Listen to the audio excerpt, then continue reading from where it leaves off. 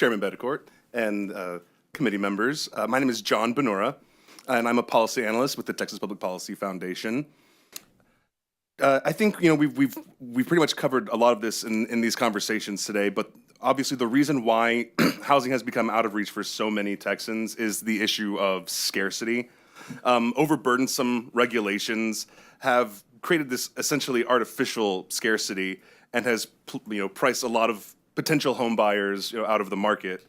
Near the end of last year, I published just an observational study of the top 5 metros and found that the cities that had stricter regulations, more specifically when it comes to minimum lot size, had less attainable housing, essentially 1-to-1. So, I looked at Dallas, Fort Worth, Austin, Houston, San Antonio, and as you see lower minimum lot size requirements, you had a lower median housing price as well.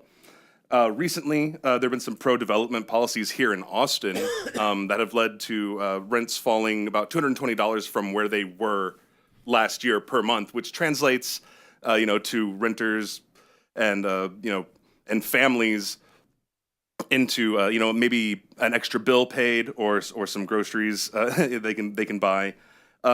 But mostly, I think solving this problem is a free market property rights issue. It doesn't require too much government intervention. In fact, the best options, are these free market principles. The recommendations that we have going forward for the 89th legislature would be essentially revisiting SB 1412 that Senator Springer helped almost get through last session. Revisiting the minimum lot size bill, SB 1787, with maybe a couple tweaks. Sure. And then allowing for mixed. What tweaks, John? Well, we're looking at maybe instead of opt out, opt in. Okay, I understand. Sure. Okay. Right.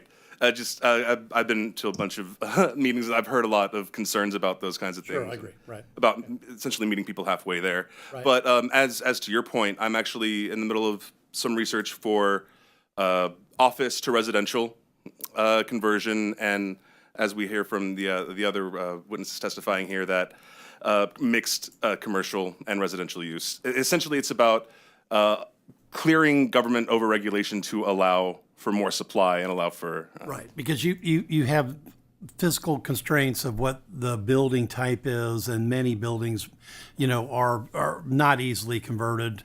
Then you also have, properties like the Rice Hotel that were originally converted the other direction and then back to loft. So there's a lot of granularity here on both sides. Yeah, right. And with all these bills, there's going to be, meetings in the middle as to get good public policy. Oh yeah, definitely. I just whenever I listen to the individual city council hearings on these regulation reforms, you hear about people essential workers who are unable to fulfill the services needed for cities in the urban core areas.